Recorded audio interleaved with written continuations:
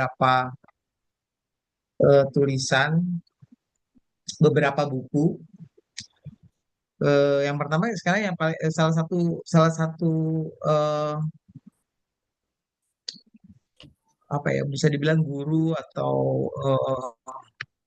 influencer di bidang manajemen, Simon Sinek, ya mungkin pasti saya yakin teman-teman tahu kan, kenal, mungkin juga pernah nonton videonya karena banyak sekali video yang bersangkutan membahas mengenai leadership. Simon Sinek ini mengatakan leadership is not about being in charge, it's about talking care taking care of those in your charge. Jadi sebetulnya kalau jadi pemimpin itu bukan eh, apa ya, menjadi eh, berkuasa, tapi justru bertanggung jawab terhadap orang-orang yang ada di dalam tim kita gitu.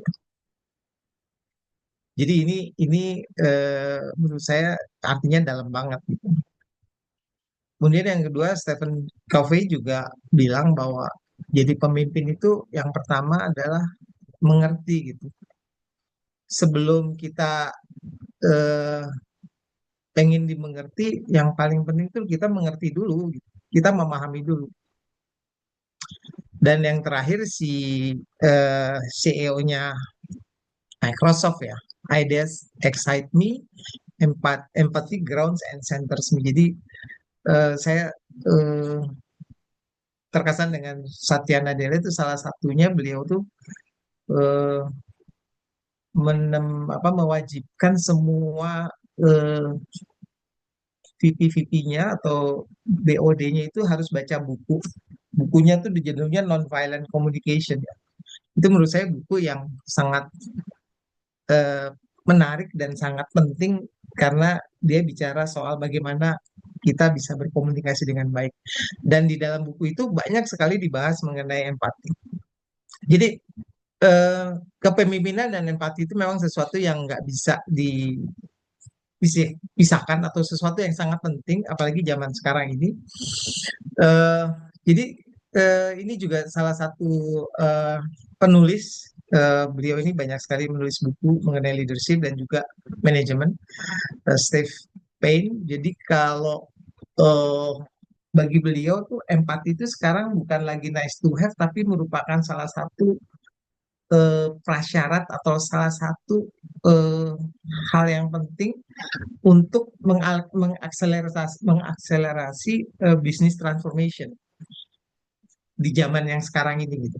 Jadi kemampuan atau skill empati itu bisa membangun culture yang sangat penting yang akan mengembangkan trust dan inovasi. Dan ini memang menjadi sebuah keharusan kalau menurut beliau sekarang ini di dunia bisnis yang namanya empati.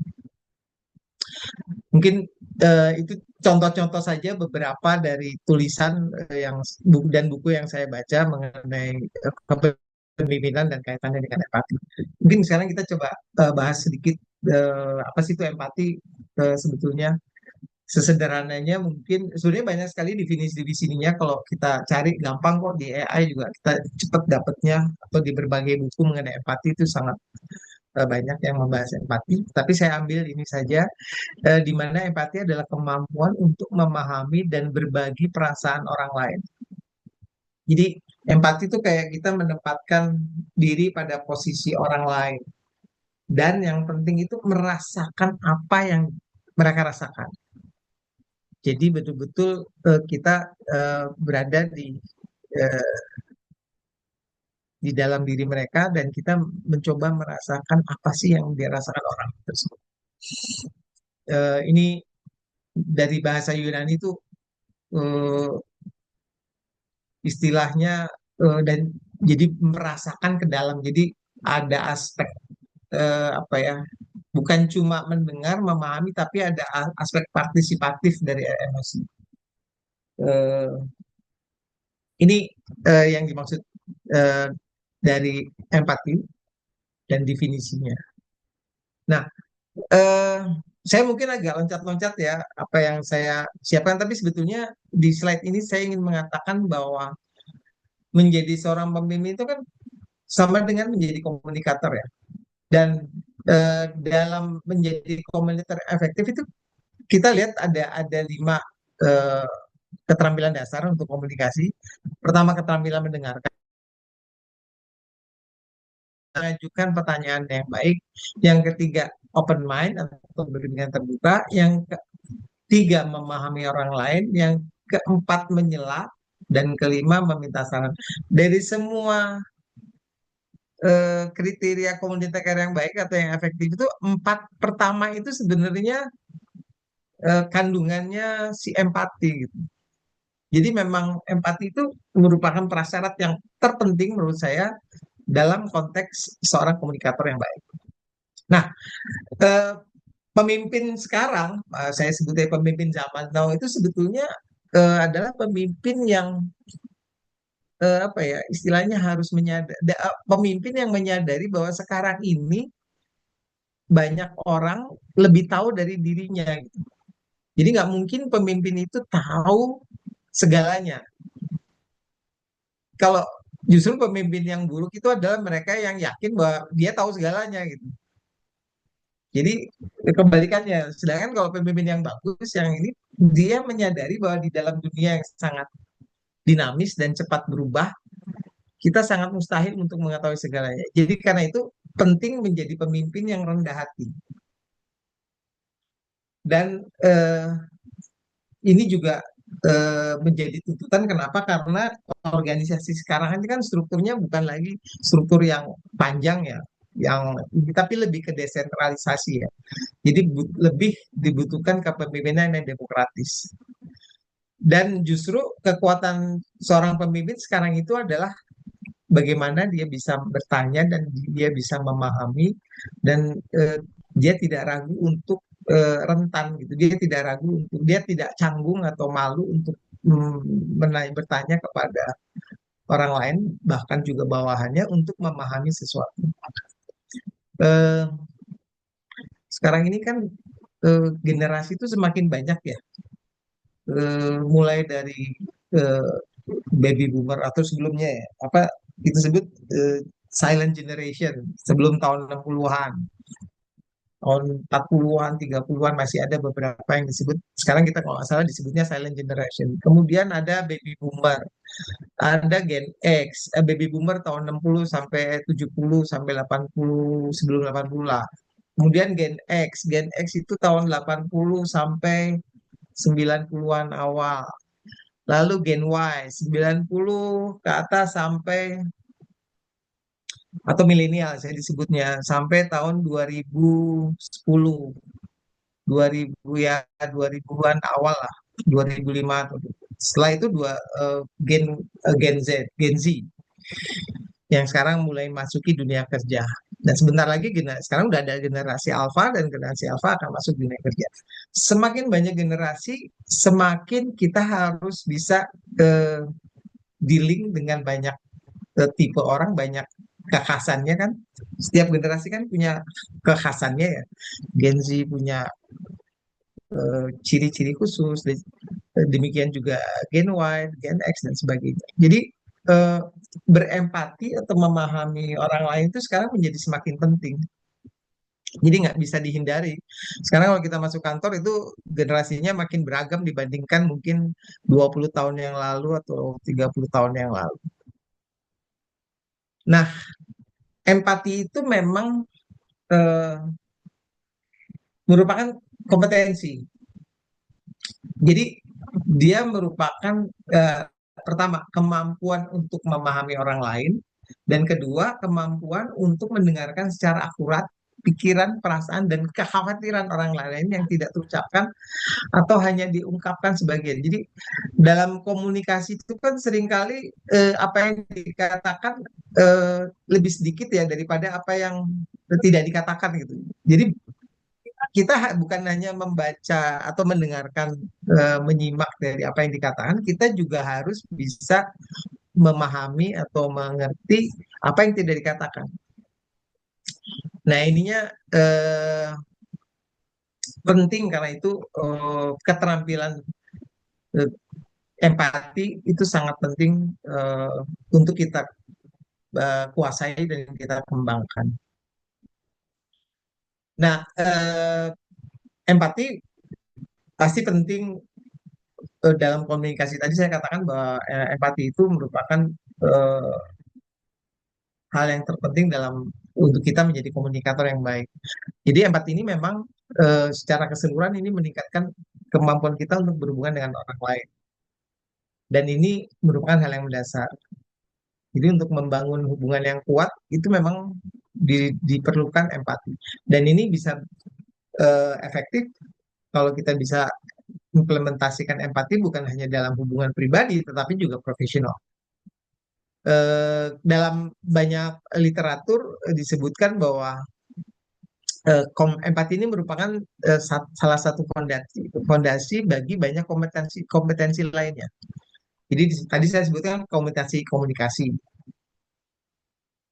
kompetensi kepemimpinan itu juga kompetensi kan, kepercayaan, trust maksudnya. Jadi kalau oh, kita itu bisa dipercaya oleh orang lain kalau kita lebih memiliki menunjukkan empati pada orang lain.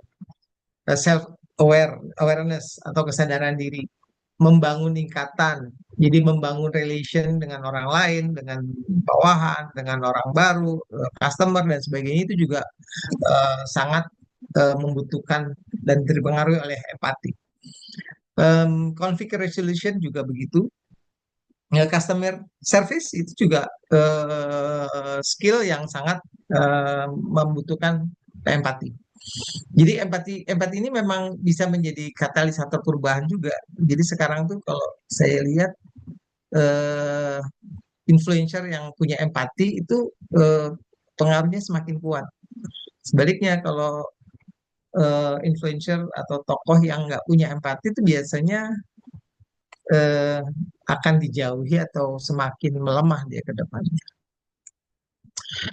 Eh, Empati itu secara umum dibagi jadi tiga ya. Pertama, empati yang bersifat kognitif, jadi kemampuan untuk nanti kalau ada pertanyaan disampaikan aja ya, atau nanti belakangan ya Mbak eh, Kiki ya. Kecuali kalau sangat penting boleh deh. Saya nggak keberatan sebenarnya. Baik, makasih Ya. Coach Ari. Boleh titip di chat room juga ya? Nah, boleh, boleh. Ya, Yang silakan. pertama, empati kognitif. Jadi ini kemampuan untuk mengenali dan memahami apa yang dipikirkan atau dirasakan dari sudut pandang orang lain. Jadi ini lebih ke perspektif ya, gimana sih secara kognitif kita bisa memahami apa yang menjadi poin-poin atau apa yang disampaikan dari orang lain yang menjadi lawan bicara kita. Jadi di sini mungkin sedikit melibatkan aspek emosional. Nah, yang kedua empati emosi. Di sini lebih ke perasaan atau emosi. Jadi kita bisa merasakan emosi orang lain secara fisik seolah-olah emosi tersebut menular ke kita gitu. Kita bisa menyerapnya gitu. Apa sih yang dirasakan? Apakah sedih? Apakah khawatir, takut, bahkan bahkan gembira juga termasuk juga perasaan. Dan di sini seperti kita saling berbagi pengalaman emosional orang lain. Dan di sini justru yang menjadi satu aspek mempererat hubungan kita dengan orang lain itu karena emosi ini. Namun memang emosi ini seringkali butuh energi ya maksud saya. Jadi kalau kita nggak bisa ngelola juga energinya, emosinya bisa jadi kita kelelahan. Nanti akan saya bahas dalam konteks empati diri ya. Nah yang ketiga itu saya menyebutnya empati welas asih ya, atau sih kalau terjemahkan bebas tuh apa kita punya kepedulian. Jadi kalau di sini ini bukan cuma sekedar memahami, tetapi kita juga punya kesediaan untuk bertindak. Jadi kita juga mau menggerakkan diri untuk membantu apa yang bisa kita bantu gitu. Jadi kalau di empati ulas asih ini udah ada actionnya. Kalau di empati kognitif dan emosi itu lebih kepada kita berada bersama gitu. Tapi kalau di empati ulas ini ada compassionnya. Jadi benar-benar ada keinginan untuk membantu. Meskipun sebetulnya ini tidak harus gitu ya. Tidak harus setiap empati itu sampai ke level welas asih gitu. Tergantung situasi. Kadang-kadang kita apa kita punya kompetensi untuk membantu atau enggak itu hal yang perlu dipertimbangkan. Jadi ini tiga jenis empati. Nah, dalam konteks eh, empati ini kita juga harus menyadari bahwa ada satu kemampuan atau hal yang harus kita lakukan bukan hanya kepada orang lain dalam konteks empati, tetapi juga kepada diri sendiri gitu. Jadi empati diri ini adalah bagaimana kita mengarahkan empati kita ke dalam diri. Jadi mengenali, memahami emosi sendiri, eh, dan tidak menghakimi gitu ya. Jadi seringkali ini hal yang dilupakan dan membuat orang jadi stres atau depresi gitu ya, tertekan karena sering berempati, sering membantu apa ya, berempati terhadap orang lain, tapi lupa berempati terhadap diri sendiri. Nah ini sangat penting gitu. Jadi nggak mungkin kita akan bisa melakukan empati dengan baik terhadap orang lain kalau kita tidak dalam kondisi yang fit atau secara eh, emosi kita juga apa ya, memiliki energi yang cukup ya, dan kita juga mampu melakukan empati diri dengan baik. Jadi ini penting gitu. Jadi empati itu jangan lupa kita harus lakukan juga sendiri gitu. Eh, Tujuannya adalah supaya kita bisa mengelola emosi dengan baik dan kita bisa merespon baik terhadap eh, pemahaman kita terhadap diri sendiri maupun juga kalau pada saat kita berempati terhadap orang lain secara sehat. Nah, untuk berempati memang kita perlu melakukan empati diri. Kenapa? Ya karena eh, kalau kita menyediakan diri untuk berempati terhadap orang lain, kita juga biasanya kan harus mendengarkan kan ya. Kita harus hadir secara penuh gitu, nggak bisa setengah-setengah gitu. Jangan sampai kita melakukan empati orang-orang lain, tapi kita nggak sepenuhnya siap dan apa ya istilahnya well prepare atau benar-benar dalam kondisi yang fit gitu. Karena eh, menyediakan beri empati apa empati kepada orang lain itu kayak ini first aid gitu. Kalau orang bilang curhat gitu, kita perlu meluangkan waktu kalau curhat tuh jangan sampai kita benar-benar nggak siap. Jadi itu yang salah satu yang perlu dicapkan. Kalau perlu, kalau kita lagi apa nggak fit gitu ya secara empati, seringkali orang kalau berempati itu suka ini melepaskan ketegangan. Poin yang kedua tuh kadang-kadang maksudnya gini, kalau kita berempati itu bisa juga kita perlu merilis tekanan gitu. Biasanya teriak atau kita apa itu, wah ini memang saya perlu apa merilis ketegangan gitu ya, merilis diri kita sendiri, emosi yang ada pada diri kita. Saya jadi ingat teman saya kalau saya kan sering main pickleball gitu ya. Kalau pada saat game gitu dia pasti akan teriak keras kalau dia lagi berhasil apa eh, melakukan smash gitu. Wah, gitu. Itu salah satu bentuknya. Jadi kita juga bisa eh, kalau kita merasa nggak sedang fit gitu ya, kita melakukan time out gitu. Jadi jangan ragu kalau pada saat saat tertentu kalau kita ngerasa nggak bisa optimal untuk melakukan empati terhadap orang lain, kita bisa minta time out. Jadi supaya kita bisa merecover diri dulu gitu ya.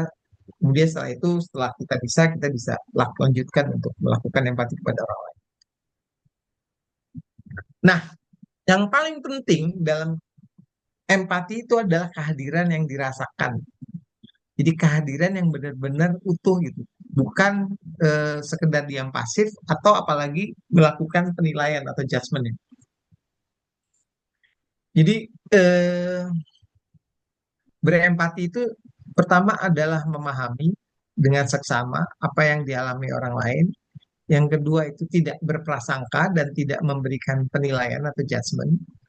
Yang ketiga memberikan waktu dan ruang yang dibutuhkan untuk orang lain itu menjadi diri sendiri. Jadi supaya mereka mengerti kita nggak benar-benar eh, mereka tidak punya kekhawatiran diberikan penilaian atau dihukum atas atau apa ya diberikan konsekuensi atas apa yang mereka utarakan. Karena itu penting bagi kita pada saat kita berempati atau berdialog dengan orang lain itu eh, kita tuh jangan segera memberikan saran atau kalau istilahnya apa ya memberikan simpati gitu. Jadi sebelum sebelum menawarkan saran atau menghibur gitu, apalagi menghibur itu sama dengan simpati ya. Kita ya sebaiknya bertanya dulu, boleh nggak saya sarankan? Boleh. Jadi eh, empati dan simpati itu sangat berbeda gitu. Jadi kita jangan memberikan bantuan atau saran atau menghibur, karena yang dimaksud empati adalah kita sama-sama merasakan. Jadi seringkali orang tuh hanya butuh dimengerti, bukan diberikan saran atau dihibur. Nah, seringkali kita mungkin orang Indonesia ya, orang Indonesia tuh nalurinya adalah pengen nolong. Jadi agak susah. Tapi keep in our mind bahwa sebetulnya orang tuh seringkali yang paling penting tuh dia dimengerti dulu, dipahami dulu, bukan diberikan atau saran atau dihibur. Kalau dia perlu atau dia minta, nah baru dia biasanya baru berarti dia minta. Kenapa? Karena kalau kita belum apa-apa kita memberikan saran, terkadang mereka jadi merasa, aduh kok gue mau curhat, kenapa gue jadi ini ya, dibilang gue nggak mampu atau dibilang saya nggak punya gitu ya. Mereka malah jadi down gitu. Tuh kan ternyata gue dilihat sebagai orang yang, nggak bisa ya gitu. Nah itu kenapa? Karena merasa kita udah dijudge gitu, kita udah dinilai bahwa kita nggak mampu, kita nggak bisa, kita padahal maksud kita bukan gitu kan ya. Jadi eh, ingat-ingat gue kalau lagi ada orang curhat atau kita benar-benar ingin mendengarkan berempati terhadap orang lain, jangan cepet-cepet ngasih saran atau menghibur. Nah, karena pemikiran yang ada di kita untuk gimana kita harus membantu itu justru seringkali menghalang kita berempati gitu. Jadi kalau ada orang lagi sedih, orang lagi cerita gitu ya, waduh gue harus bantu. Itu memang justru ngeblok eh, usaha kita untuk berempati itu sendiri gitu. Jadi sebaiknya memang itu hal yang jangan terburu-buru dilakukan. Karena eh, yang paling penting dari empati itu adalah kehadiran kita secara utuh gitu. Kita secara utuh sepenuhnya mencoba hadir bersama orang yang kita ajak bicara dan mencoba memahami apa sih yang menjadi lawan bicara, yang dialami dan apa yang dikeluhkan, apa perasaannya, apa kebutuhannya, apa eh, kondisinya. Jadi bukan eh, apa ya membantu gitu. Membantu itu ya, kalau memang dibutuhkan dan diinginkan dan itu harus tanya dulu. Nah, eh, yang paling penting dalam berempati itu sebetulnya adalah mendengarkan perasaan dan kebutuhan. Jadi eh,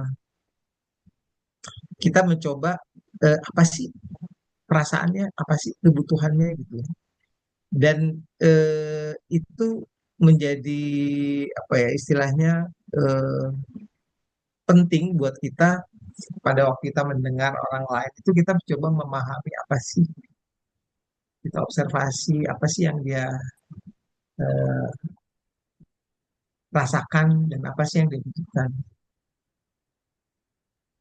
Jadi mendengar apa yang orang tersebut butuhkan, bukan yang mereka inginkan. Jadi lebih kebutuhannya gitu. Kebutuhan sama keinginan beda ya. Kalau keinginan biasanya eh, kebutuhan tuh kalau teman-teman cari kebutuhan dasar tuh sebenarnya banyak kayak misalnya rasa aman, afiliasi, ketenangan, belajar. Jadi kebutuhan bukan keinginan. Kalau keinginan tuh lebih ke strategi ya. Strategi untuk mencapai kebutuhan. Nah, kalau kita bisa merawat empati, artinya kita bisa berempati dengan baik, maka sebetulnya eh, kita bisa lihat ciri-cirinya gitu.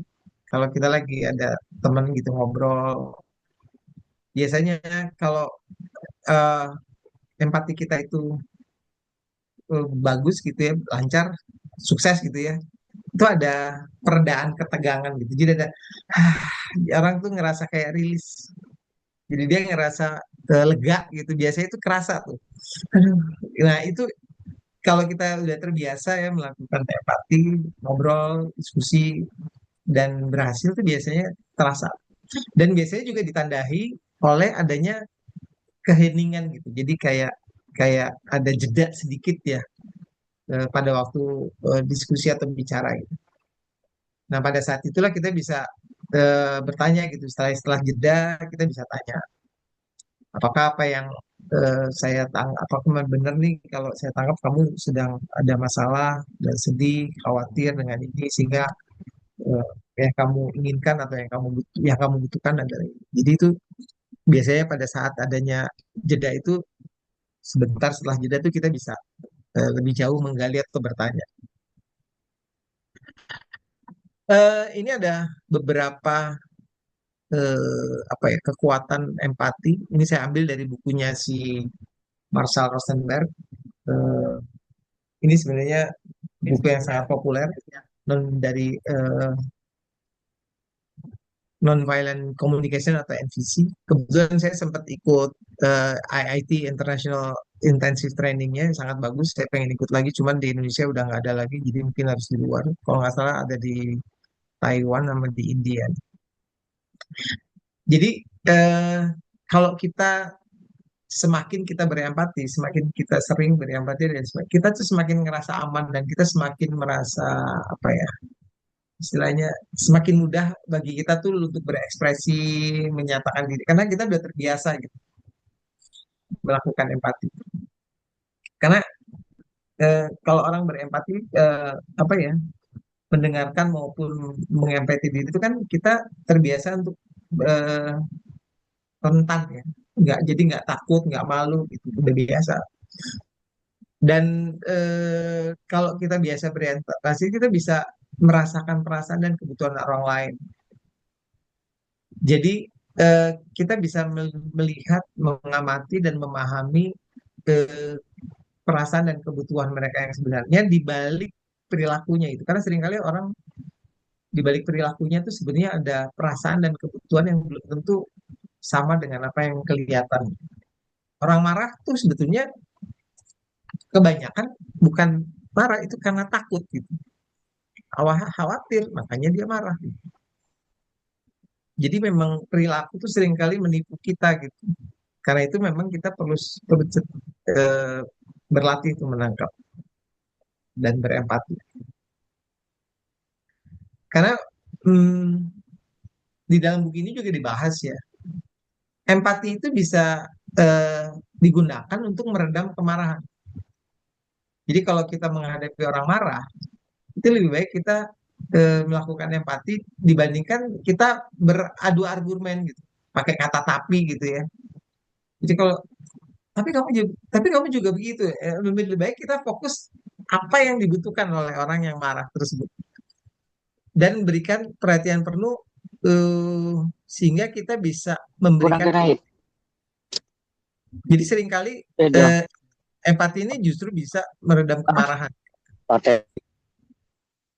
Eh, Kenapa? Karena kita fokus pada apa yang dirasakan dan dibutuhkan orang-orang tersebut. Justru malah kita akan lebih apa ya? Kalau kita menggunakan empati dalam menghadapi orang yang marah itu justru orang itu melakukan serangan atau menyakiti kita akan lebih berkurang. Hmm, ini juga beberapa kekuatan lain dari empati. Yang pertama, pada saat ditolak. Jadi kalau kita fokusnya itu kalau ditolak itu dibilang enggak tuh jangan baper gitu. Jadi kalau kita nggak baper saat ada orang bilang enggak atau menolak kita fokus kenapa ya dia nolak, apa sih yang dia perlukan, apa sih yang dia rasakan, kok dia sampai nolak gitu. Yang justru kita jadi memahami, oh karena dia punya kebutuhan tertentu, dia punya perasaan tertentu terhadap apa yang saya harapkan, dan ternyata itu bisa jadi kita nggak baper gitu, biasa aja. Kenapa? Karena oh iya dia lagi sibuk ya, oh makanya dia nggak, oh, oke kalau jadi nggak membuat kita jadi baper, nggak membuat kita jadi kecewa, marah, karena kita tahu bahwa orang punya kebutuhan, dia kita pahami bahwa kebutuhannya ternyata apa yang kita inginkan itu tidak sejalan dengan apa yang menjadi dia butuhkan atau dia rasakan. Dan empati ini juga bisa menghidupkan komunikasi yang hambar gitu, komunikasi yang dingin, yang nggak nggak dalam atau apa ya, nggak asik gitulah ya. Itu bisa di eh, revitalisasi dengan empati. Jadi kalau diskusi yang membosankan, diskusi yang apa nggak menarik itu biasanya akan menjadi menarik kalau kita bicara, kita mencoba berempati atas perasaan dan kebutuhan orang lain. Jadi orang nggak berpura-pura gitu, nggak basa-basi maksudnya. Jadi empati itu bisa menghilangkan basa-basi. Dan yang terakhir itu empati eh, ini eh, membuat kita lebih tenang ya. Kenapa? Eh, karena kalau kita hadir dan kita bisa mendengarkan dan orang merasa didengarkan, maka orang itu lebih tenang gitu. Karena sebetulnya kan empati juga nggak perlu kita harus banyak ngomong ya. Empati kita hadir, kita ngangguk, kita pakai gesture, kita pakai respon yang nonverbal itu juga lebih membuat orang lebih tenang. Jadi seringkali empati itu tidak butuh kata-kata gitu. Empati itu butuh dengan gesture, dengan tanggapan-tanggapan yang simpel itu justru orang merasa diterima atau dimengerti. Nah, balik ke yang tadi, empati itu kan adalah komunikasi ya. Karena ketika kita dapat merasakan apa yang dirasakan orang lain, berarti empati itu merupakan sebuah fondasi untuk kita bisa memahami orang lain dan mampu bereaksi tepat sesuai dengan apa yang dia lakukan. Jadi untuk berempati itu kita perlu pertama mendalami eh, dan mencoba merasakan apa yang dialami orang atau orang kelompok orang yang dimaksud. Kita juga harus bisa punya kemampuan mengobservasi atau mengamati tanpa melakukan judgement atau melakukan eh, penilaian dalam konteks kehidupan orang tersebut, dan kita bisa terlibat, berinteraksi. Jadi empati ini memang perlu perlu ruang dan waktu gitu ya. Jadi nggak bisa disambi. Jangan sekali-sekali berempati kalau kita waktunya terburu-buru gitu. Itu nggak akan efektif. Nah, semakin sulit kita merasakan dan berkomunikasi secara empatik, mungkin saya akan skip beberapa ya. Pada saat pertama kita memiliki stigma atau penilaian terhadap orang lain, terhadap seseorang atau juga perilakunya. Jadi kalau kita punya stigma atau judgment, makin susah kita melakukan empati. Yang kedua, kalau kita memiliki keyakinan yang kuat tentang apa yang seharusnya dilakukan. Kalau kita nih, kita udah punya, ini orang nih, dia ini harusnya begini-begini, itu akan semakin susah. Kita semakin challenging tuh untuk kita melakukan empati. Karena kita udah punya asumsi sendiri kan ya, ini orang salah nih, harusnya begini. Makanya kalau berempati jangan hindari punya keyakinan yang kuat tentang apa yang seharusnya dilakukan orang lain. Kita hindari, jadi lebih lebih mudah nanti. Yang ketiga, marah atau kita takut. Kalau kita marah atau kita takut itu juga susah banget Kalau marah mau empati yang ada juga bukannya orang merasa diempati, orang merasa diintimidasi. Atau sebaliknya, kita susah berkomunikasi kalau kita marah. Nah, itu challenge-nya.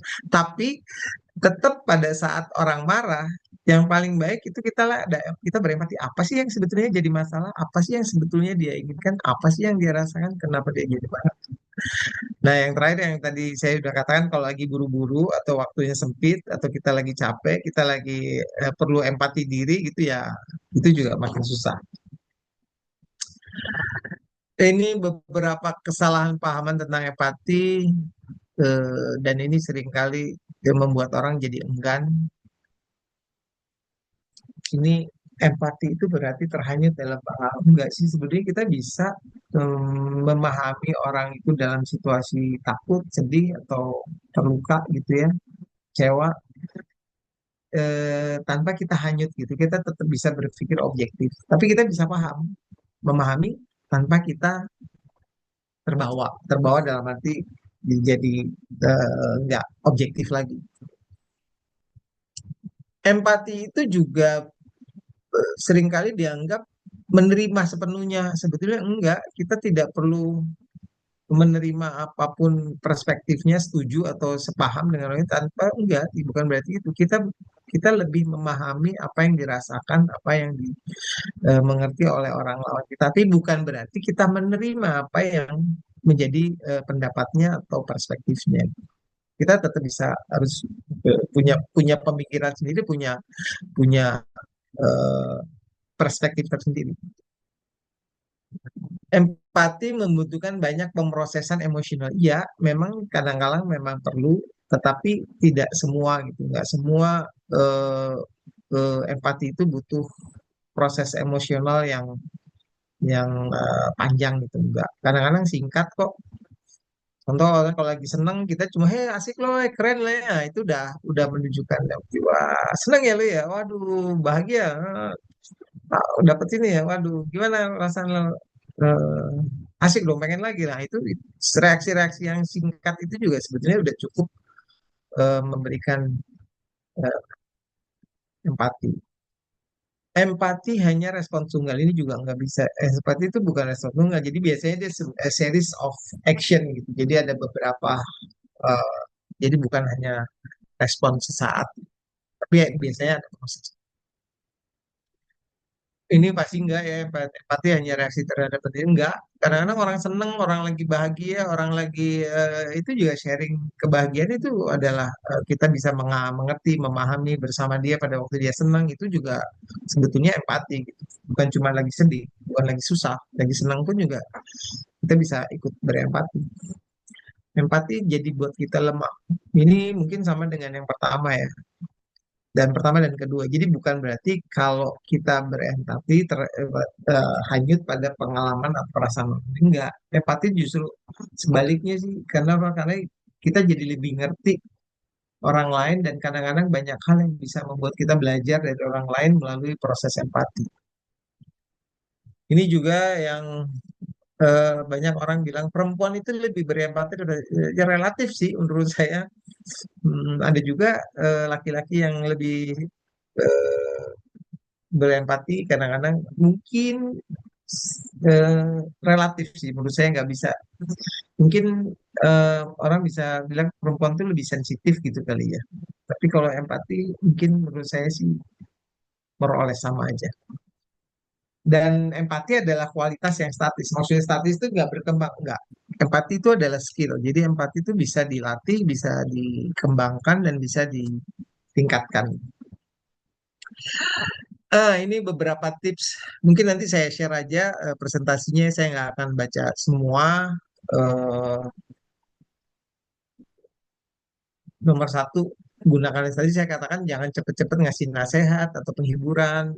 Itu belakangan. Kalau kita perlu bertanya apakah dia memang perlu saran atau perlu ini. Kalau enggak, jangan. Kalau dia jawab enggak, nggak usah. Jadi sebaiknya memang bertanya dulu sebelum ngasih nasihat atau penghiburan.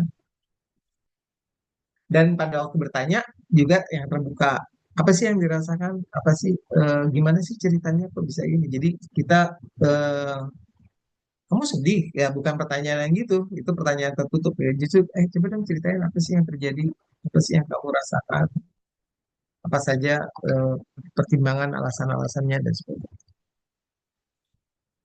Hmm, dari sini mungkin, nah yang nomor 8 tuh saya suka, jadi penting kita ngambil posisi, ngambil gesture yang memang menunjukkan kita bersifat terbuka gitu ya. Eh, Gesture yang open, gesture yang bukan gesture yang apa ya, sedekap misalnya, yang tertutup atau menunjukkan kita close, itu penting sekali itu bahasa. Dan suara juga yang menunjukkan bahwa kita benar-benar atentif dan benar-benar menunjukkan eh, ini apa, gesture empati. Nah, yang 10, eh, berlatih, memperbaiki dan berlatih terus, karena memang empati itu perlu dilatih karena dia adalah skill. Nah, yang perlu, beberapa hal yang perlu dihindari itulah memberikan nasihat, judgment atau stigma. Nah, ini juga yang ketiga, menyamakan. "Ih, saya juga gitu, ah, saya juga pernah gitu." Ah, itu jangan. Itu mesti dihindari itu, karena biasanya justru membuat orang ngerasa, kalau kok dia jadi ini ya, kok dia berarti kan seakan-akan dia bisa gue enggak gitu ya. Yang keempat, adanya gangguan. Jadi gangguan itu maksudnya dalam suasana yang memang enggak kondusif untuk kita mendengar atau secara aktif dengan orang. Nah, salah satu ini ini saya udah di akhir presentasi, eh, salah satu hal yang perlu dilakukan dalam banyak, sebenarnya banyak hal, tapi salah satu yang penting dalam melakukan empati itu adalah melakukan yang disebut dengan paraphrasing ya, atau parafrase. Jadi kita eh, mengkonfirmasi bahwa kita telah menerima apa yang disampaikan lawan bicara kita dengan tepat. Nah, ini memang eh, perlu dilakukan supaya pertama kita menunjukkan bahwa kita memperhatikan, yang kedua kita memastikan bahwa pemahaman kita tuh benar gitu dan dikonfirmasi oleh lawan bicara kita. Dan biasanya ini dilakukannya dalam parafrase itu dalam pertanyaan, oh jadi kamu, jadi contoh gini, apakah kamu merasa sedih atau terluka karena kamu ingin mendapatkan perhatian, tapi justru kamu ditinggal ya, misalnya gitu. Jadi pertanyaan-pertanyaan itu yang akan memunculkan eh, konfirmasi, dan orang yang kita hadapi itu dia akan lebih menjelaskan apa yang dia rasakan dan apa yang dia butuhkan. Jadi eh, biasanya pada waktu melakukan parafrase tuh kita em, menyampaikan apa yang kita rasakan. Oh, jadi kamu tuh takut ya? Kamu khawatir atas keselamatan kamu. Karena itu kamu lakukan ini. Iya. Nah, jadi atau hal yang lain. Jadi benar-benar kita sampaikan dulu apa yang menurut kita kita pahami dari eh, apa yang dia rasakan atau dia butuhkan pada waktu dia kita. Dan ada, sebenarnya ada, kalau seorang komunikator yang baik atau seorang, ya kalau saya bilang komunikator yang baik, seorang pimpinan yang baik, parafase itu ada 4 level ya. Saya lupa bikin slide-nya nih. Level pertama itu, nanti saya tuliskan di chat ya. Parafase konten atau isi. Parafase kedua adalah perasaan atau emosi. Jadi kalau konten tuh ya apa yang disampaikan, poinnya apa sih gitu. Tapi kalau parafase yang kedua itu perasaannya. Kita menangkap, oh kamu sedih, oh kamu lagi kecewa, oh kamu takut gitu ya. Oh, jadi kamu merasa takut ya. Oke, takutnya kenapa? Karena itu kan perasaan. Jadi kita parafrase yang mengkonfirmasi atau bertanya mengenai emosi. Level ketiga itu dua-duanya. Jadi parafrase yang mengkonfirmasi poinnya atau kontennya dan perasaannya atau emosinya. Ada Oh, kamu pertanyaan, Coach. terlambat. Ada pertanyaan Sebentar, satu lagi. Yang keempat, level yang keempat itu adalah parafrase eh, konten. Jadi mengandung konten isi dari eh, apa poin yang disampaikan. Yang kedua emosi, yang ketiga makna, meaning. Jadi lebih dalam lagi. Apa sih meaningnya? Apa sih purpose-nya? Oke, kebetulan eh, apa namanya slide-nya sudah slide yang terakhir. Ada pertanyaan mengenai apa ya? Kalau saya bisa jawab mudah-mudahan tadi di chat ya. pertanyaan dari, iya di chat dari Mbak Koni Mambi. Paraphrasing sama dengan cross check sama dengan konfirmasi, apakah betul, Coach? Paraphrasing, cross check, iya betul.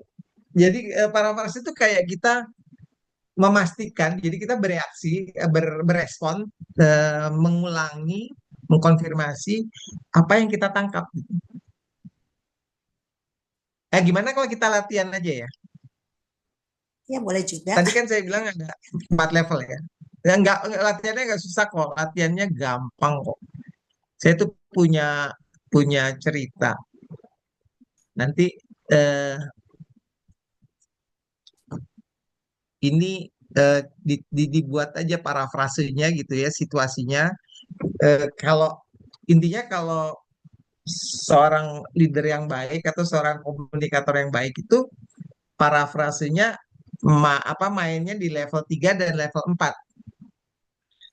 Jadi ingat ya, yang pertama itu kan saya tulis aja di sini ya. Yang pertama itu parafrase konten. Ini yang pertama. Ini level paling apa ya? Paling dasar lah. Yang kedua, kok parafrase sih? Parafrase konten. Yang kedua, parafrase emosi atau perasaan. Jadi kita mengkonfirmasi apa yang dirasakan atau emosi yang timbul dari yang dialami oleh lawan bicara kita. Yang ketiga, kombinasi dari keduanya, para frase, konten, dan emosi atau perasaan. Yang keempat, para frase, konten, emosi, dan makna, meanings. Itu lebih dalam lagi tuh. Kita bisa menangkap meaningsnya. Ya, biasanya berkaitan dengan tujuan hidup, hal-hal yang penting dalam hidup orang tersebut, maknanya dia buat dia tuh apa sih meaningsnya. Jadi eh, kalau leader tuh harusnya mainnya at least di level 3. Jadi harus parafrase yang level 3. Ini yang menjadi target ya. Kalau jadi pemimpin yang baik, dia harus bisa melakukan parafrasenya di level 3. Ya, dan ini memang harus berlatih. Mau ya latihan ya. Ini nanti saya copy deh. Eh, saya eh, copy, saya taruh di chat ya, biar gampang. Eh, Oke. Nah, saya punya contoh, apa contoh? Saya stop share dulu ya. Saya punya contoh situasi. Nanti eh, teman-teman coba ditulis saja di chat gitu ya. Kira-kira parafrasenya dalam situasi yang saya gambarkan tuh kayak apa sih gitu ya sebaiknya gitu ya. Silakan. Berlatih mulai dari para fase satu apa, dua apa, tiga apa, empat apa. Ntar saya buka dulu filenya.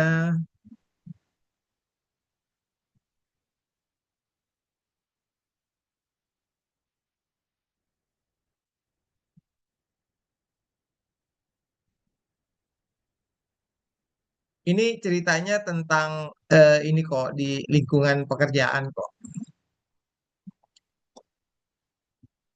Saya share lagi ya. Jadi ini ada seorang eh, vice president, Melissa namanya. Nah, dia tuh lagi mengalami masalah lah. Dia dia lagi berdialog dengan bosnya namanya kita sebut aja Dian gitu ya. Nah, si Melisa ini eh, menyampaikan satu kalimat itu. Sebentar kok saya belum share sih.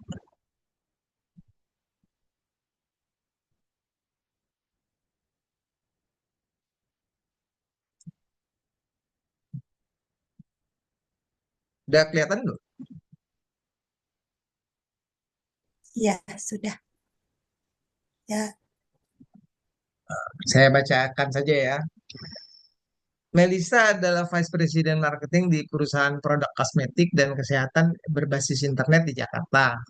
Yang baru saja perusahaan ini perusahaannya mengakuisisi sebuah perusahaan kecil yang memproduksi barang-barang unik untuk ditambahkan ke lini produk perusahaannya. Nah, ia akan merekrut 3 staf pemasaran baru sehubungan dengan merger tadi atau pembelian mengakuisisi itu dari perusahaan yang diakuisisi tersebut. Melissa memiliki keluarga dengan 3 anak, 3 orang anak dan seorang suami yang juga bekerja. Jadi suaminya juga kerja. Nah, Melissa diminta untuk melakukan evaluasi atau penilaian terhadap staf pemasaran di perusahaan yang baru di kantor pusatnya yang ada di Surabaya gitu. Sedangkan dia di Jakarta ya. Nah, pada weekend ini, nah ia berbicara singkat dengan atasannya mengenai masalah ini, yaitu si Dian. Si Melisa bilang gini nih, saya nggak semangat dengan perjalanan ini. Saya benar-benar kewalahan dan merasa terbebani oleh begitu banyak hal antara staf saya, orang-orang baru, dan juga keluarga saya. Saya merasa terpuruk karena merasa tidak bisa menyenangkan mereka semua. Dan saya sangat kesal karena pertandingan putra saya hari Jumat dan saya harus naik pesawat pada hari itu. Jadi maksudnya hari Jumat itu ada pertandingan buat anaknya, tapi pada saat itu dia juga harus dinas ke Surabaya. Gitu. Kebayang ya situasinya ya? Cukup jelas nggak Mbak Kiki atau teman-teman situasinya si Melisha ini? Nah coba teman-teman bayangkan situasinya, eh, bayangkan si teman-teman ini jadi Dian ya, jadi bosnya nih si Budian. Bagaimana parafrase tadi yang saya sampaikan ada 4 level konten. Jadi bikin parafrase yang isinya konten aja. Parafrase kedua ada konten, ada emosi atau perasaan. Jadi coba ditangkap kira-kira apa sih perasaannya atau emosinya yang dari apa yang disampaikan si Melisa. Yang ketiga konten ya lebih gampang. Jadi kalau udah ketemu satu kontennya para fase apa perasaannya tinggal digabungin aja. Tinggal benerkah ini gitu. Nah, yang terakhir meanings atau makna. Silakan ditulis di chat aja ya.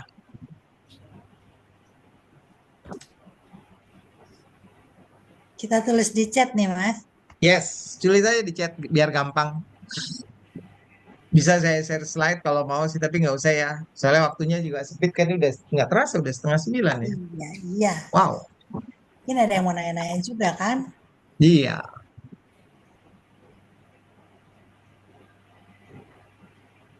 Coba deh.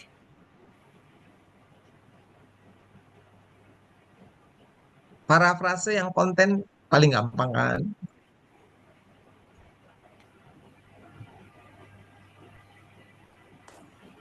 Misalnya apa ya? Misalnya kalau konten, wah, Bu Melisa repot ya, itu kali ya. Ya bisa. Jadi ingat konten, perasaan, makna. Jadi untuk jadi leader, at least kita harus main di tiga. Jadi kombinasi antara konten dan perasaan. Lebih bagus lagi kalau kita bisa masuk ke meaning. Dan ini Barangkali kita ada bisa yang latih ini share. di rumah, dengan keluarga, dengan anak, dengan istri, dengan suami gitu ya. Melatih paraphrasing eh, konten, perasaan, dan meaning. Ada yang mau share barangkali? Udah ada yang mau bisa sharing di chat aja, ditulis aja di chat. Belum ada nih Mas yang jawab. Nggak ada ya? Oh, takut nih kali nih.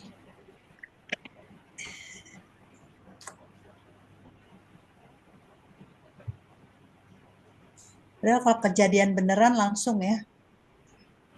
Ini kan banyak terjadi ya, Iya, terutama bagi ibu-ibu yang bekerja ya. iya, Ya, ya kan? iya Mbak dong. Kiki jangan pernah nggak ngapain? Hmm. Mbak mesti dinas tapi sementara anaknya mesti anak sakit atau apa gitu kan? Sekeliling, Curhat sama sekeliling. bos gitu, terus bosnya gimana ngomongnya jawabnya itu kan? Iya benar. Atau kalau kita jadi bos lah, kita jadi Dian, Ibu Dian menghadapi situasi kayak gini. Anak gua lagi cerita, gue malas banget nih, mana gue mesti pergi. Aduh, di rumah lagi banyak ini, si ini mau bentar mau pentas. Gitu. Ini udah ada Nah nih nih di Mbak chat. Koni nih bagus.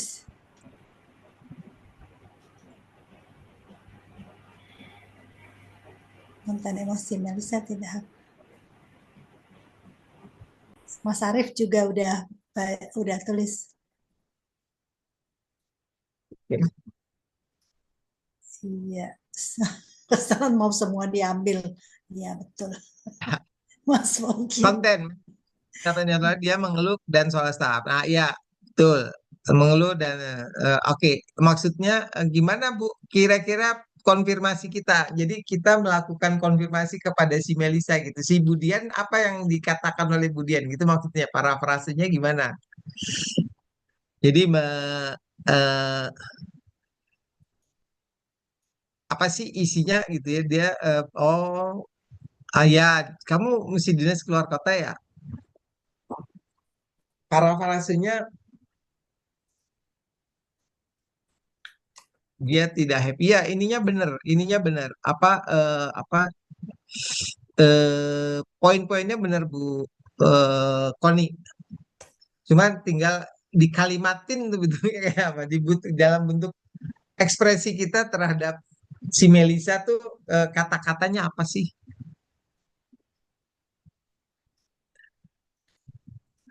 Bentuk kata-katanya, format kata-katanya atau pesan yang kita reaksi yang kita sampaikan ke si Melisa tuh apa kata-kata?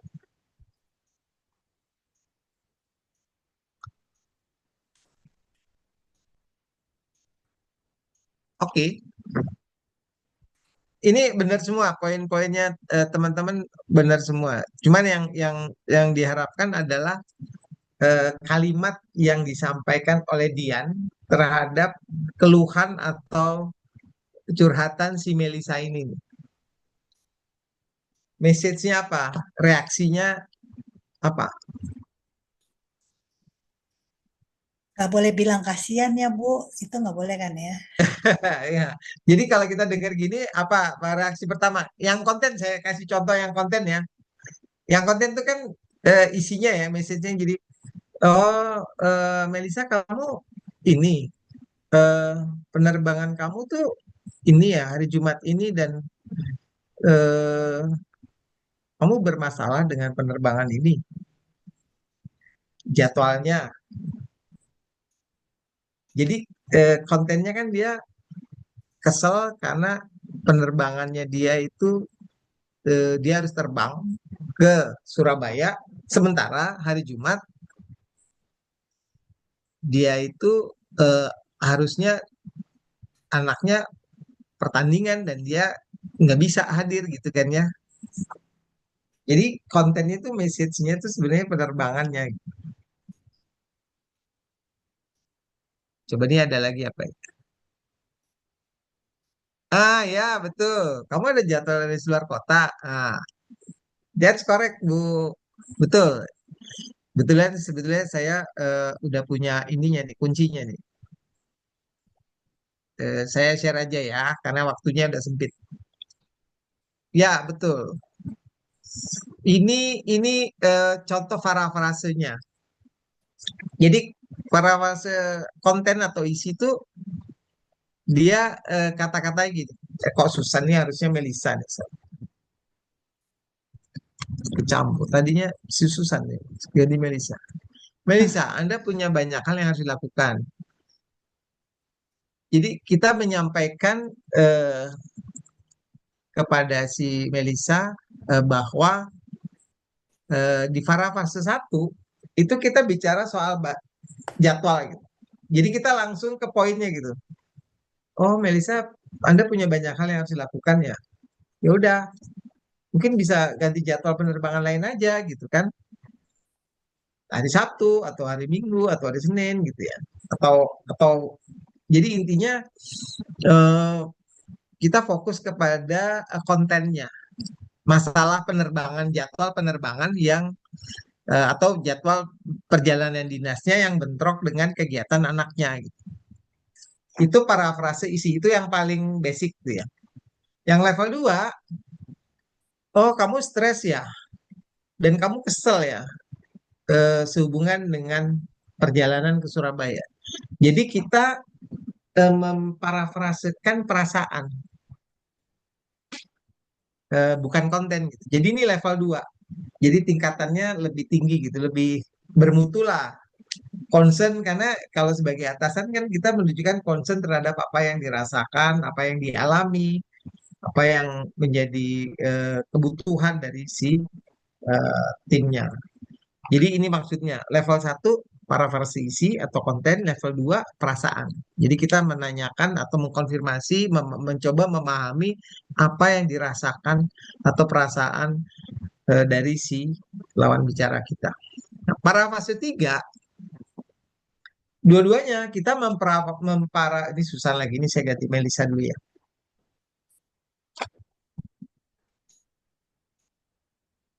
Jadi para fase 3 itu level 3 itu memparafrase isi dan perasaan. Melisa, Anda sangat kewalahan dan stres karena berusaha menyenangkan keluarga ya. Sambil mesti juga ada tim yang di sini dan juga ada punya staf baru di Surabaya. Dan kayaknya kamu juga kecewa karena kamu akan melewatkan pertandingan eh, anak kamu di hari Jumat karena harus terbang ke Surabaya. Kira-kira gitu kan. Jadi ada dua hal. Kita bicara soal kontennya, jadwal penerbangan, staf baru, mengelola ini, tapi kita juga menyampaikan atau mencoba mengkonfirmasi perasaan yang dirasakan oleh si lawan bicara kita. Jadi ini yang disebut dengan level 3. Nah, level 4 lebih jauh lagi, dia bicara soal makna. Ini masih pakai Susan.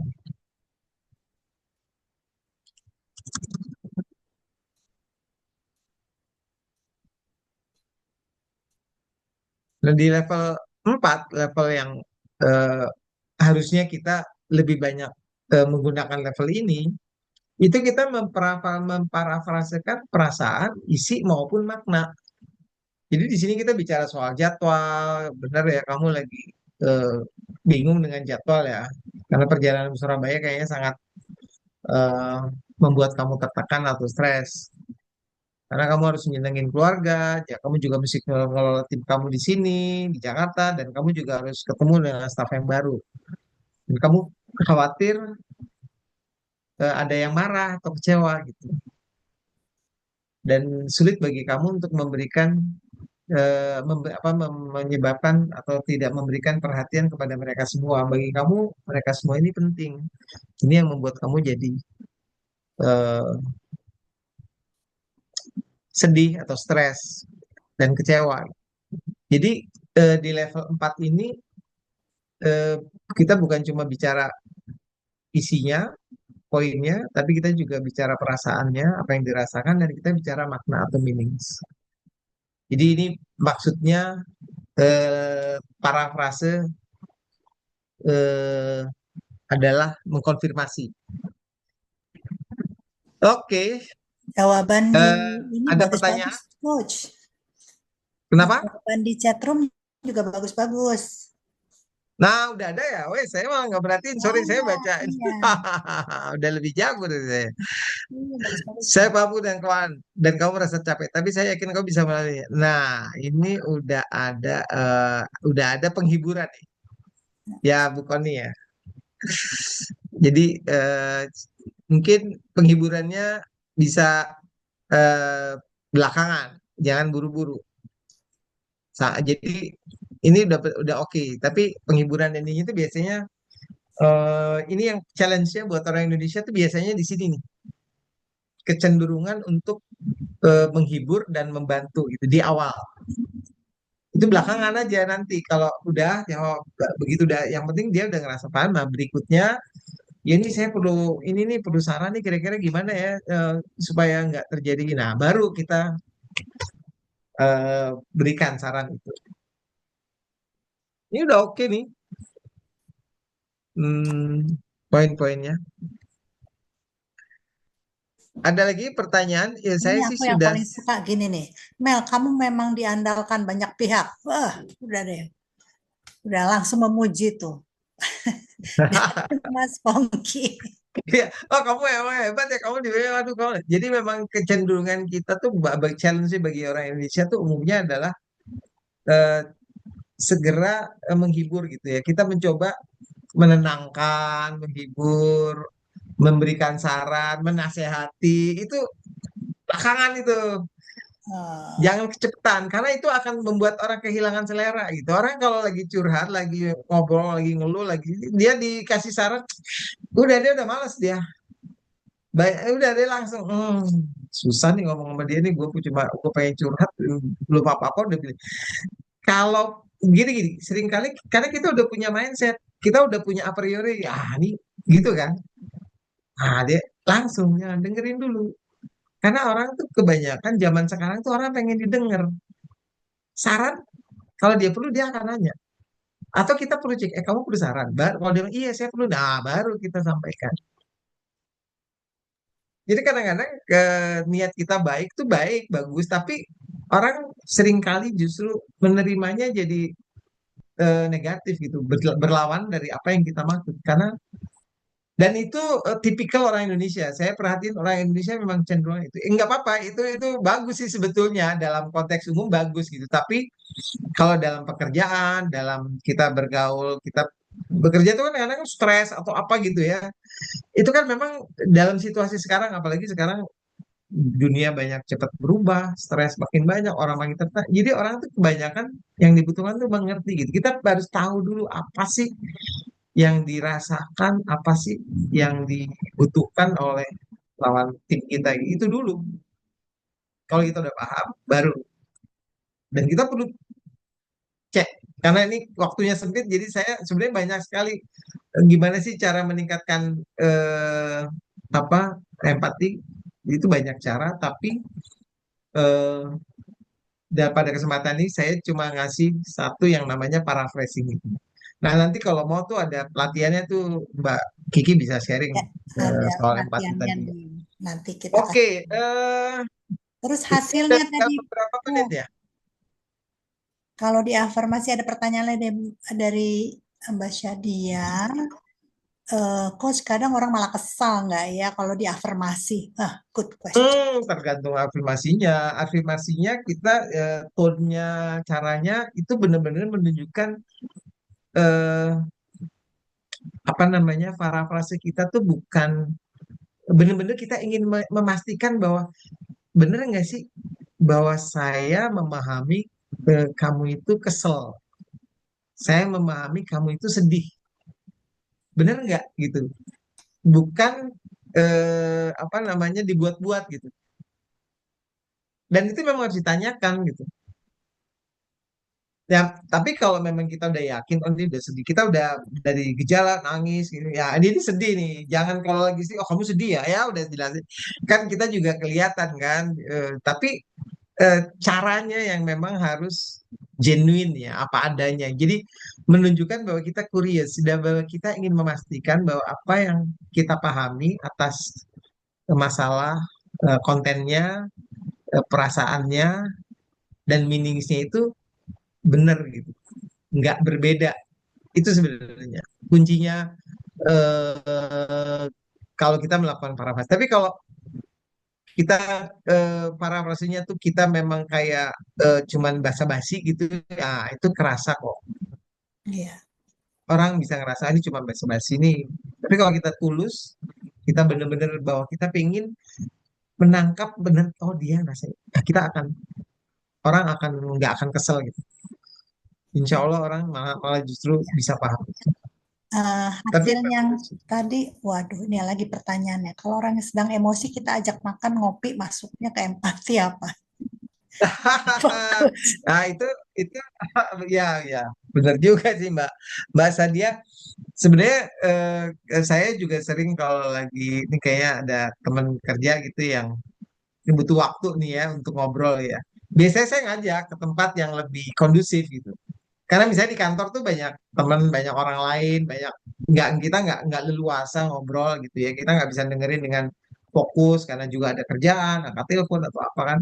Ya udah, mendingan kita cari tempat, ajak ngobrol sambil makan, sambil ngopi gitu. Tapi benar-benar apa dalam konteks kita ingin mendengarkan, gitu. Kita ingin memahami apa yang menjadi masalah atau keluhan dari teman kita itu. Jadi memang iya, ngopi, nongkrong yuk di kafe gitu ya. Itu memang seringkali jadi tempat yang nyaman ya, yang kondusif untuk melakukan apa yang berempati. Ya asal jangan tempatnya jangan crowded aja. Jadinya bukan bisa curhat malah jadi nggak nyaman gitu, nggak optimal. Coach, sedikit Eh, lagi waktunya untuk iya nih saya belum hasil, sharing mengenai interpretasinya ya. Oke, hasil interpretasi. saya janji ya, saya sharing ya. Teman-teman tadi masih ini nyimpen kan skornya masing-masing. Sebentar, ini nanti saya share di presentasinya juga kok. Saya rapin sedikit nanti eh, bisa minta sama Mbak Kiki atau Mas Ivan ya. Saya share ke materinya ya Mbak. Tadi karena ada beberapa perubahan saya perbaikin. Ya. Jadi eh, oke, interpretasi skor.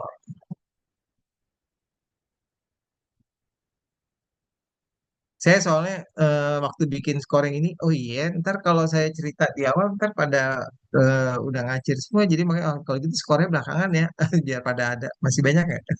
Iya, masih dong.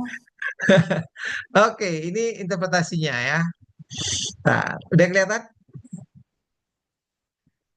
dari saya sudah. Nah, yang pertama kan di masing-masing ada tingkat ya, ada tingkat optimal, tingkat menengah, dan tingkat kehati-hatian. Mbak Kiki nggak keberatan, Mbak Kiki ada di level mana? Optimal, menengah? Optimal dong. Wih, Terus. keren. Jadi kalau yang tingkat optimal itu menunjukkan bahwa Anda efisien dalam bidang bidang ini, artinya dalam konteks empati, dan Anda menggunakannya secara teratur gitu ya, asal jawabannya jujur gitu ya. Nah, kalau tingkat menengah itu menunjukkan bahwa Anda pandai dalam bidang-bidang ini tetapi jarang memanfaatkannya. Jadi jarang dipraktekkan gitu. You are good, but untuk menjadi better ya very good ya harus digunakan gitu, dimanfaatkan. Nah, yang hati-hati ini tingkat kehati-hatian ini di sini perlu kalau ada yang skornya di tingkat kehati-hatian tuh menunjukkan bahwa Anda perlu segera memberikan perhatian pada area ini untuk mengembangkan diri. Nah, area-area mana? Kan ada skor di bawahnya ya. Ada kan ada yang di situ kan ada co-experience. Co-experience itu adalah kemampuan untuk memahami pikiran, emosi atau pengalaman seorang tanpa harus dikomunikasikan secara langsung gitu. Jadi nggak perlu harus diomongin, kita udah bisa tuh sensitif gitu. Kita udah peka lah untuk melihat orang. Paham ya yang dimaksud. Jadi kalau di sini skornya rendah, saran untuk perbaikannya adalah rendah tuh berapa ya? Ada kategorinya kan, ada optimal sama em, moderate sama low ya. Jadi kalau yang low gitu sarannya perbaikannya adalah membiasakan untuk merasakan masalah dengan kekhawatiran rekan. Jadi udah terbiasalah untuk mencoba memahami, merasakan masalah atau kekhawatiran dari teman-teman Anda yang ada di sekitar Anda. Lalu berikutnya adalah tempatkan diri Anda pada posisi orang lain untuk memahami apa yang ingin dia katakan gitu. Coba mikirin, oh dia kalau dia saya dalam posisi dia apa yang jadi coba eh, berusaha sering-sering melakukan ini. Dan yang ketiga, membangun keterhubungan dan memahami sensitivitas masalah orang. Jadi kalau di sini kan tadi disebutkan tanpa harus komunikasi kita udah cepat memahami pikiran, emosi atau pengalaman orang lain. Nah kalau kita udah terlatih, nah biasanya kita lebih sensitif gitu. Yang kedua, mendengarkan atau listening. Ini mengacu pada kemampuan untuk memahami pikiran, emosi, dan atau pengalaman seseorang tanpa menghakiminya. Jadi tanpa memberikan penilaian atau judgment. Jadi benar-benar mendengarkan secara aktif dan mencoba memahami saja, tidak menilai. Nah, kalau di sini skornya rendah, disarankan untuk menunjukkan bahwa Anda mendengar dengan memberi pengakuan nonverbal. Misalnya mengangguk. Jadi ya active listening gitu ya. Anda, oh gitu. Lalu ya ekspresi wajah yang sesuai dengan pembicaraan. Jangan kalau orang lagi sedih kita ketawa hehehe gitu atau senyum gitu ya atau gimana lah yang membuat nggak sejalan gitu antara ekspresi dengan apa yang disampaikan. Dan ekspresi tadi kan gesture tubuhnya tuh terbuka, jangan sedekap misalnya. Lalu pokoknya posisi tertutup pada waktu kita dan juga rileks. Dan yang penting juga mata itu. Mata tuh ya dilihat mata orangnya. Jadi jangan ngelihat ke tempat lain atau nunduk atau pura-pura nggak lihat gitu. Apalagi saran lainnya adalah memberikan kesempatan bagi orang untuk membicarakan masalah mereka tanpa menyela. Jadi dengerin aja. Kalau udah selesai, udah sedia agak jeda, baru kita ngomong, baru kita afirmasi gitu. Sabar gitu. Artinya jangan terlalu apalagi jangan ngasih saran. Nah, itu juga jangan disarankan, jangan. Jadi benar-benar mendengar. Lalu yang terakhir terlibat dalam diskusi di mana Anda berperan sebagai pengamat diem. Jadi ya kalau lagi banyak ngobrol, kan mungkin kita kebanyakan ngobrol, banyak sekali-sekali atau sering-sering lah lebih sering untuk lebih jadi pengamat gitu. Observe, ngangguk, dengerin, tapi benar-benar dengerin ya, benar-benar aktif mendengarkan, menyimak. Itu untuk yang skornya mendengarkan rendah. Yang berikutnya adalah active interest atau terlibat aktif. Ini mengacu pada kemampuan untuk menunjukkan kepedulian dan terlibat dalam masalah pikiran, emosi, dan pengalaman individu. Nah, sarannya adalah luangkan waktu bersama rekan kerja Anda untuk merasakan dan memahami kekhawatiran mereka. Jadi, ya sharing, saling sharing, ya sharing, kasih kesempatan. Lalu memberikan bantuan Anda kepada rekan kerja dengan menyarankan apa yang bisa dilakukan untuk menyelesaikan permasalahan mereka. Nah, ini dilakukan. Tapi ingat ya, kalau mau nyarankan, nanya dulu ya, boleh nggak saya sarankan gitu? Mau nggak, keberatan nggak? Gitu perlu. Jadi di-declare dulu di depan. Jadilah lebih banyak pendengar daripada pembicara ketika rekan kerja kerja berbagi masalah sensitifnya. Jadi seringkali kalau teman lagi menyampaikan hal-hal yang sensitif atau serius gitu ya kita coba menjadi pendengar dan daripada menjadi pembicara. Terakhir, isyarat emosional atau emotional clue mengacu pada kemampuan untuk mengidentifikasi kerangka berpikir seseorang melalui perilaku dan tindakannya. Nah, ini kemampuan untuk identifikasi. Sarannya, ketahui tindakan, emosi, dan perilaku Anda dalam situasi berbeda dan renungkanlah. Jadi kayak kita mengintrospeksi diri gitu ya. Saya itu orangnya kayak gimana ya? Apakah emosional? Karena seringkali eh, kalau kita nggak aware terhadap diri kita, eh, ya kita jadi eh, apa ya? Jadi nggak paham sebetulnya orang mungkin nggak mau ngomong sama kita karena kita terlalu emosional gitu. Mungkin kita terlalu dominan misalnya. Ini coach satu aja pertanyaan terakhir Apa? yang lagi terkait juga sama yang dibicarakan. Apakah bisa low pengaruh dari orang yang sok pintar atau merasa hebat dari Mas Suharjo? Apakah bisa low pengaruh dari orang yang sok pintar atau merasa hebat? Gitu ya Mas Suharjo ya? Itu pertanyaan yang ada di chat room. Apa bisa Ya. lo pengaruh? Maksudnya yang low itu apakah pengaruh dari orang yang pintar atau merasa hebat gitu. Jadi dia nggak bisa mempunyai empati yang I tinggi see, I gitu. see. Ya, ya, ya, ya. Jadi bisa, betul ya, betul Pak, Pak Suharjo. Jadi eh, kalau biasanya orang ngerasa eh, lebih baik dari orang lain, dia merasa bahwa lebih tahu, lebih ini, atau bahkan dia merasa, gue tahu apa yang dia pikirin, saya tahu, dia paham. Jadi dia nggak benar-benar berempati, betul. Memang jarang orang arogan itu empatinya bagus, jarang kan.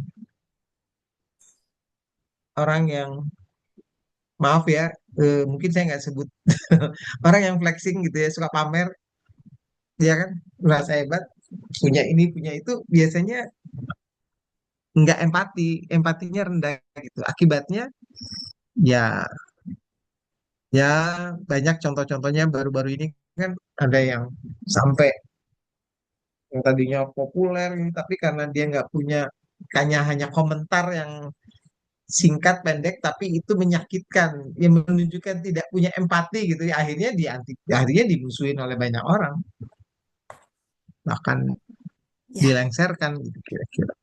iya. Baik, Baik, kita sudah demikian dari saya. 25.5. Jadi Nah, harus tutup, Mas. mungkin saya coba simpulkan sedikit ya Mbak Kiki ya, 1 menit. Jadi empati itu memang skill atau keterampilan untuk memahami dan merespon perasaan serta kebutuhan orang lain, dan dia bisa mengubah komunikasi dari sekedar tukar informasi menjadi pertukaran hubungan yang bermakna. Dia bisa meningkatkan kualitas interaksi, trust, dan hasil yang baik, baik di area pribadi maupun di lingkungan kerja. Jadi karena banyak salah paham mengenai empati, itu empati sebenarnya bukan kelemahan, justru merupakan kompetensi yang sangat strategis. Karena itu melatih, mengasahnya akan membuat kita jadi punya hubungan pribadi yang lebih sehat, dan kalau kita bekerja di perusahaan atau di organisasi itu akan memberikan eh, efek positif terhadap lingkungan kita gitu. Jadi lebih agile, lebih kreatif, dan lebih efektif. Demikian dari saya, mohon maaf kalau ada kekurangan.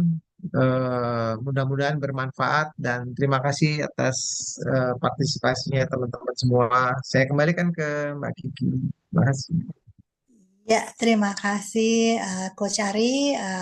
Kita sudah mendengarkan dan kita sudah hampir sampai di ujung acara. Mohon membuka kamera, kita ambil eh, foto sebentar dan juga mengisi daftar isi agar supaya bahan yang dari Coach Ari dapat kami kirimkan kepada semua pihak yang sudah hadir pada hari ini, dan kami sampaikan banyak terima kasih atas kehadirannya semoga bermanfaat dalam kehidupan sehari-hari dalam memimpin tim baik di kantor maupun di rumah.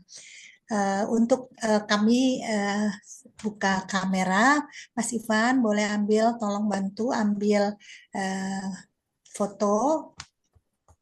Terima Oke, kasih, baik. Coach Ari. Terima kasih. Kami kirimkan bahannya ya, Coach Ari ya, kepada semua Ya, peserta. saya sebentar mungkin saya butuh sedikit Ya, nanti kirim menggabungkan tadi yang melalui terutama kami. yang Iya, ya nanti saya share ke Mbak Kiki sama Mbak Mas. iya. Siap. Oke.